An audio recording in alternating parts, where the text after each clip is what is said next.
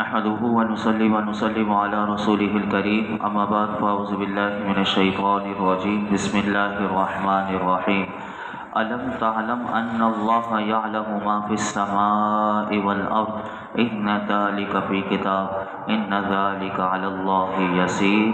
کیا تجھے معلوم نہیں کہ اللہ جانتا ہے جو کچھ آسمانوں اور زمین میں ہے، بے شک یہ سب ایک کتاب میں ہے، بے شک یہ اللہ پر بہت آسان ہے۔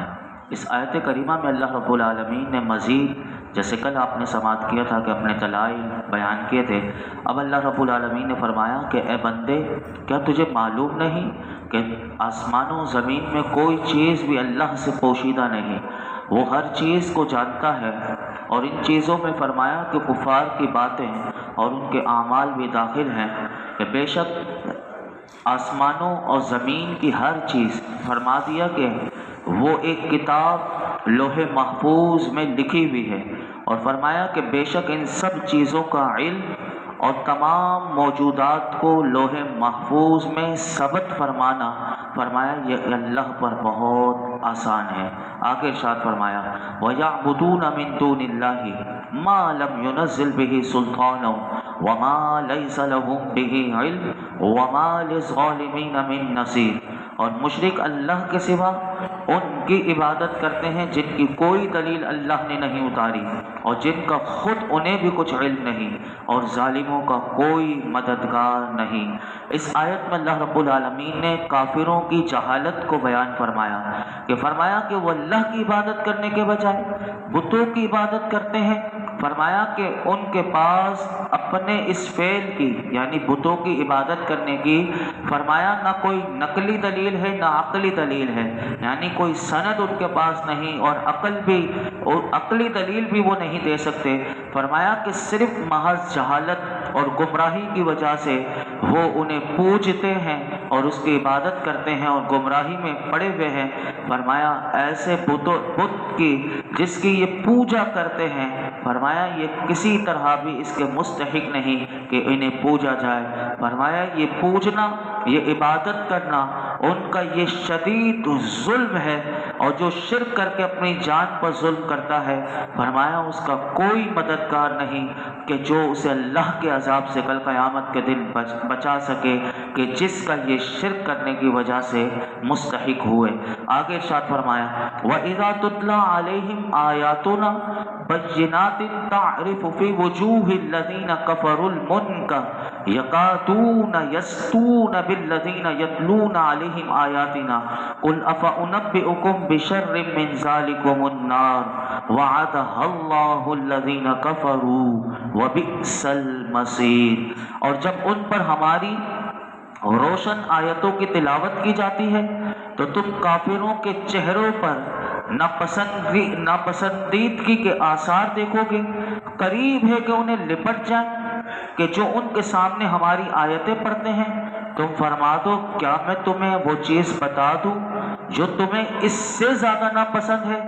وہ آگ ہے اور اللہ نے کافروں سے اس کا وعدہ کیا ہے، اور وہ کیا ہی بری پلٹنے کی جگہ ہے۔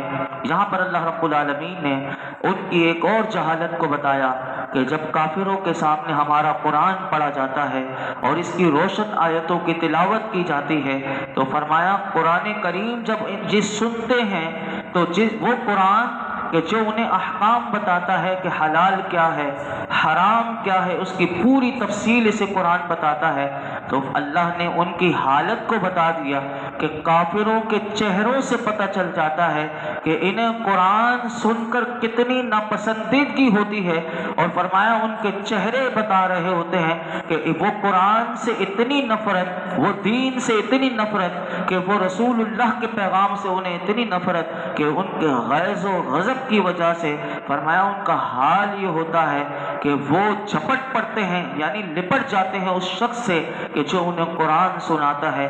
تو فرمایا اے محبوب آپ ان کافروں سے فرما دیں کیا میں تمہیں وہ چیز بتا دوں جو تمہیں اس غیظ اور ناگواری سے بھی زیادہ ناپسند ہے، کہ جو قرآن سن کر تم میں پیدا ہوتی ہے، یعنی قرآن سن کر تم میں غیظ و غضب پیدا ہو جاتا ہے۔ تو فرمایا اس سے بھی नापसंदीदगी वाली वो चीज़ वो आग है और वो जहन्नम की आग है। और अल्लाह ने काफिरों से इस जहन्नम की आग का वादा किया है और फरमाया वो जहन्नम क्या ही बुरी पलटने की जगह है। इस आयत से उलमा कहते हैं ये पता चला कि चेहरा दिल का आईना है।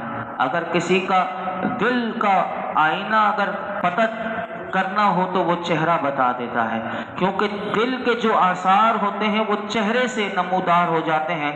तो फरमाया कि इससे ये भी पता चला कि जिनके दिल अगर अल्लाह की हम और हुजूर की नाज शरीफ सुनकर जिनके चेहरे पर खुशी आ जाए, जिनके चेहरे मुस्कुरा दें, जिन्हें हुजूर का तस्किरा सुनकर, जिन्हें हुजूर की बातें सुनकर जिनके चेहरे चमक उठे, तो फरमाया कि ये मोमिन होने की अलामत है।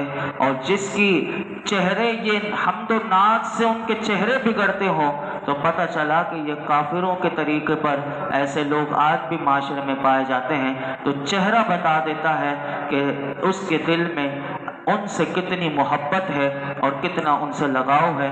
तो याद रखिए कि इससे इस आयत में ये पैगाम है हर अक्लमंद इंसान के लिए कि वो उन तमाम अक़वाल से, अफ़आल से, आमाल से बचे कि जो कुफ्र और शिर्क और तौहीद और रिसालत के इनकार की तरफ ले जाते हैं। और उन लोगों की सोहबत उसे इख्तियार करनी चाहिए कि जिनकी सोहबत में बैठकर उसकी तौहीद सही मानों में मजबूत होती हो। तौहीद ये ना हो कि वो सिर्फ ये सीख कर आ जाए कि ये चीज़ शिर्क है, ये चीज़ बिदअत है, उसे पता ही ना हो कि तौहीद कहते किसे हैं और रिसालत उसे पता ही ना हो कि कहते किसे हैं, और वो बस सिर्फ ये तौहीद और रिसालत की ऐसे लोगों की सोहबत में बैठे कि जिनकी सोहबत में बैठकर वो खुद भी गुमराही में चले जाए। तो ऐसे लोगों से अक्लमंद इंसान को बचना चाहिए और वो अल्लाह के नेक बंदों से मोहब्बत करे, इस्लाम के दिए हुए अहकामात पर अमल करे और मना करता कामों से बचे, गुमराहों से, बदमज़हबों से अपने आप को हमेशा बचा कर रखे। नहीं बचाएगा तो फिर कहीं ऐसा ना हो कि उसका नफ्स उन्हीं बदमज़हबों की मोहब्बत उसके दिल में डाल दे और उन्हीं जैसा वो हो जाए और वो अल्लाह और अल्लाह के रसूल से वो दूर हो जाए। तो ये कुरान की आयत ये पैगाम दे रही है। आगे इरशाद फरमाया, या अय्युहन्नास दुरिबा मसलुन फस्तमिऊ लह इन्नल्लज़ीना तदऊना मिन दूनिल्लाहि लन यख्लुकू ज़ुबाबन वलव इज्तमऊ लह व इन यस्लुबहुमुज़्ज़ुबाबु शैअन ला यस्तनक़िज़ूहु मिन ज़अफ़त ग़ालिब वल मतलूब मा क़दरुल्लाह हक़्क़ क़द्रि इन्नल्लाह लक़विय्युन अज़ीज़। ऐ लोगों, एक मिसाल बयान की गई है तो उसे कान लगाकर सुनो। बेशक अल्लाह के सिवा जिनकी तुम इबादत करते हो वो हरगिज़ एक मक्खी भी पैदा नहीं कर सकेंगे, अगरचे सब उसके लिए जमा हो जाए। और अगर मक्खी उनसे कुछ छीन कर ले जाए तो उससे छुड़ा ना सकेंगे। कितना कमज़ोर है चाहने वाला और वो जिसे चाहा गया। उन्होंने अल्लाह की कदर न की जैसा उसकी कदर का हक है। बेशक अल्लाह कुव्वत वाला, गलबे वाला है। यहाँ पर अल्लाह रब्बुल आलमीन ने दोबारा काफिरों को दावते पैगाम दिया कि वो अकल के होश के नाखून लें। कहा कि जिन बुतों को तुम पूछते हो उनके पास, तुम्हारे पास तो कोई नकली अकली दलील भी नहीं और तुम्हारी जहालत और बेवकूफ़ी की वजह से तुम ऐसा कर रहे हो।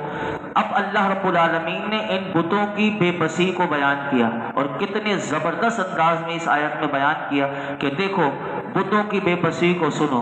अल्लाह ताला ने एक मिसाल दी और मिसाल के ज़रिए समझाया।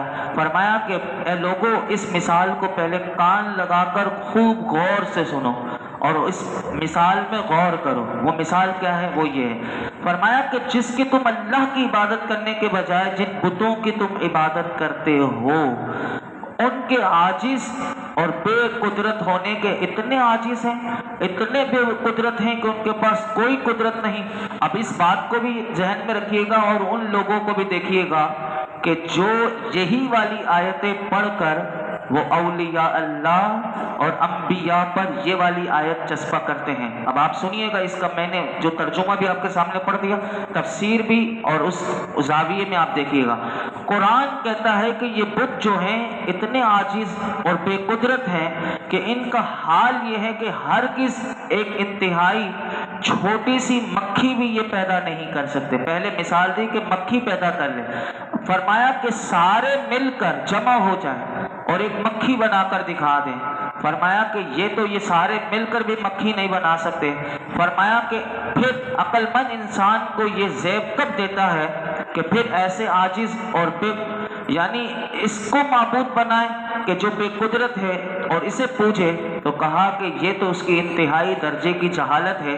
کہا چھوڑو، مکھی بنانا تو دور کی بات، چلو مکھی، یہ کافر کیا کرتے تھے آپ بھی جانتے ہیں، آج بھی کرتے ہیں، کہ یہ جو ہندو وغیرہ اور جو بتوں کی پوجا کرنے والے آج بھی یہ چڑھاوے چڑھاتے ہیں۔ آپ نے دیکھا ہوگا کہ یہ بتوں کے اوپر، تو پہلے بھی یہ کرتے تھے کہ بتوں کے منہ میں اور ان کے سروں پر یہ شہد، زعفران اس کو ملتے تھے، یعنی شہد، پورا شہد ان کے اوپر کٹی اور زعفران سے پورا اپنے بتوں کو یہ رنگین، اور ان کے منہ میں زعفران وغیرہ، شہد وغیرہ۔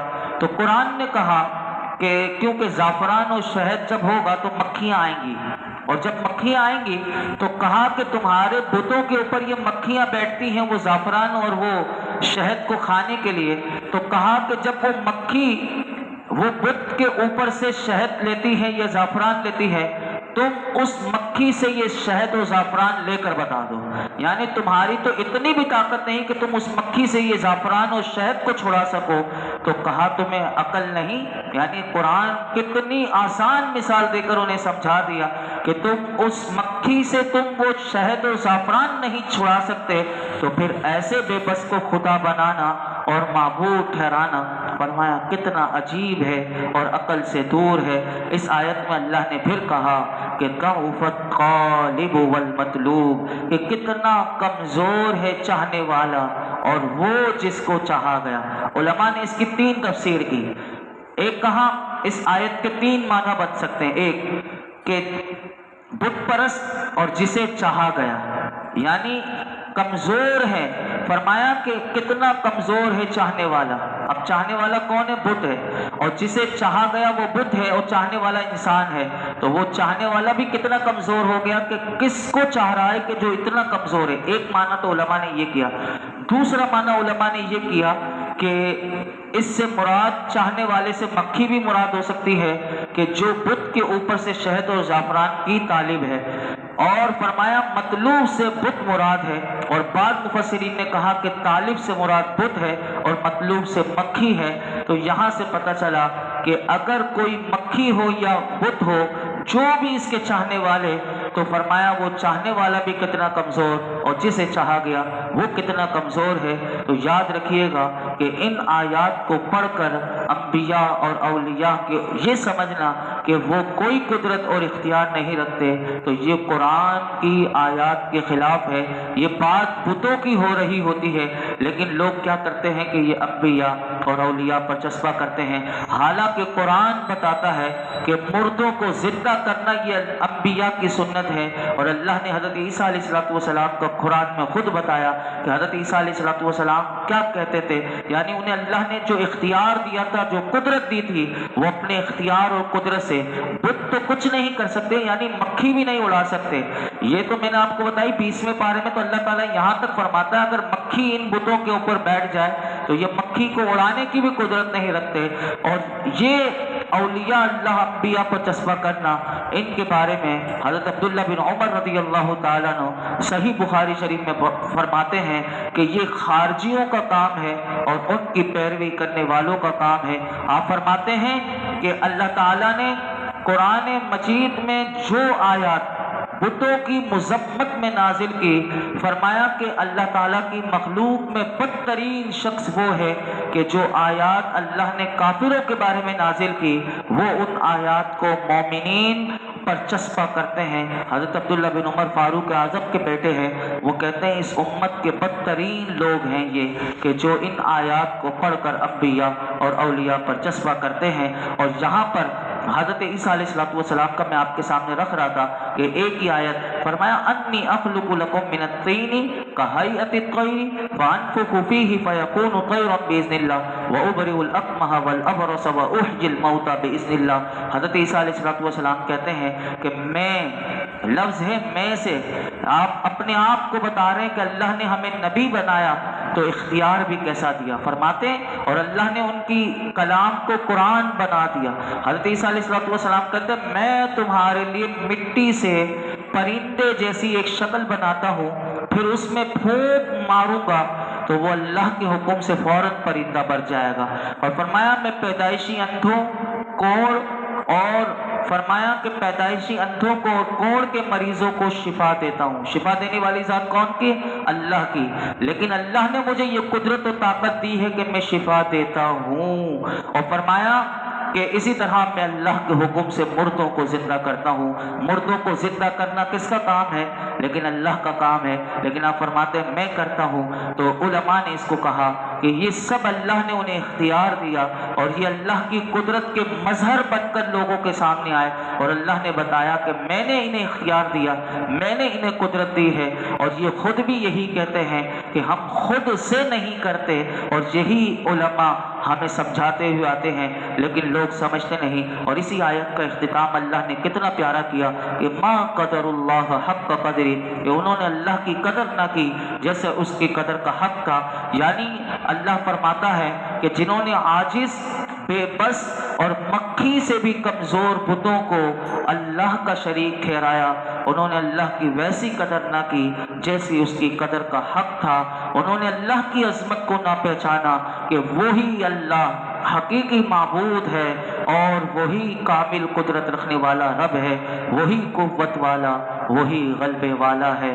ہمارے رب کی شان یہ ہے۔ اللہ تعالی ہم سب کو مرتے دم تک صحیح عقیدے پر اللہ رب العالمین ہمیں استقامت عطا فرمائے، اور صحیح عقیدے پر ہی اللہ تعالی ہمارا خاتمہ بالخیر فرمائے۔ الحمدللہ رب العالمین، والصلاة والسلام علی سید الانبیاء والمرسلین وعلی آلہ واصحابہ اجمعین۔ یا اللہ پاک جو کچھ ہم نے سنایا اس میں کوئی غلطی کوتاہی ہو معاف فرما دے، اپنی بارگاہ میں قبول فرما، اخلاص کے ساتھ۔ مولائی کریم قرآن حکیم سیکھنے سکھانے کی توفیق عطا فرما۔ مولائی کریم سمجھنا سمجھانا ہمارے لیے آسان کر دے، اللہ سمجھنا سمجھانا آسان کر دے، عمل کرنا آسان کر دے، غور و فکر کرنا آسان کر دے، اس کا فہم عطا کر دے۔ اللہ فہم قرآن دے دے، فہم حدیث دے دے، اللہ فہم دین دے دے، اللہ علم دین حاصل کرنا ہمارے لیے آسان کر دے، قرآن و سنت کا فہم دے دے، ہماری جہالت ہم سے دور کر دے، ہماری برائیاں ہم سے دور کر دے، ہمارے گناہ ہم سے دور کر دے۔